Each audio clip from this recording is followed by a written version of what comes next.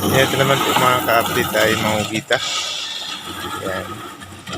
So, time ng laot para manghuli ng pugita. Yan. So, yan, sasagwan ng mga 10 minuto yung sagwan. Tapos, yun na, ilalaglag na yung pang ano ng pugita, pampahabol. Yung parang kamukha din ng pugita. So ganyan po yung ginagamit mga ka-update ng mga namumugita.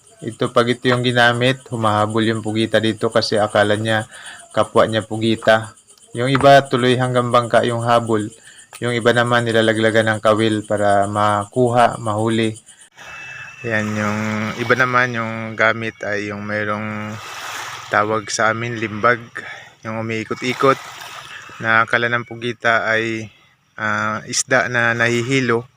So sasakmalin nila yon.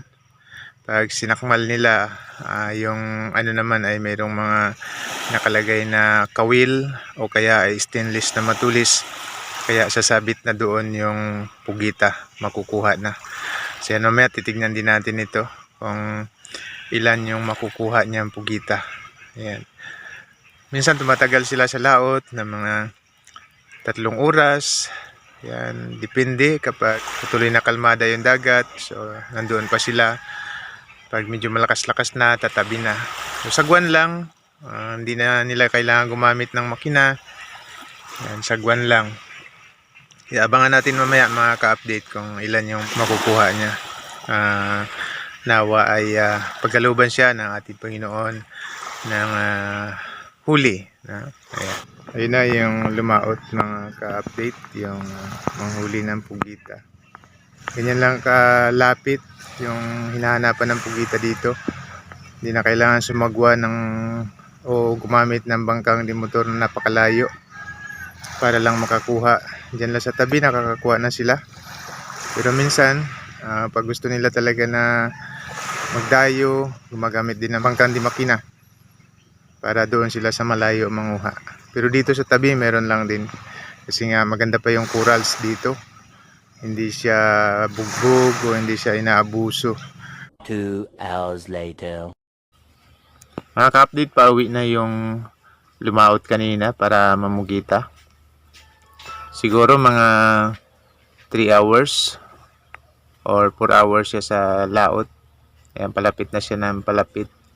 Kaya hinintay natin para tignan natin kung ilang piraso yung nakuha niya. Either na pugita o kaya ay cuttlefish or tawag sa amin dito ay tauban. Salubungin natin, tignan natin kung may kuha ba siya o wala. Sana naman meron. So yan yung kuha niya mga ka-update. Isang cuttlefish. Ano yung gamit dyan? Ito yung gamit. Yan. Mukhang kamaron din. Madalim? Nila sa mababaw lang. Sa mababaw lang. Merong paka na rakabon. Ayan, ito yung gamit. Parang ano rin. Parang pugita rin. Tapos yun, sariwa siya. Paubong mo pa? Hindi na napasan. Hindi lang.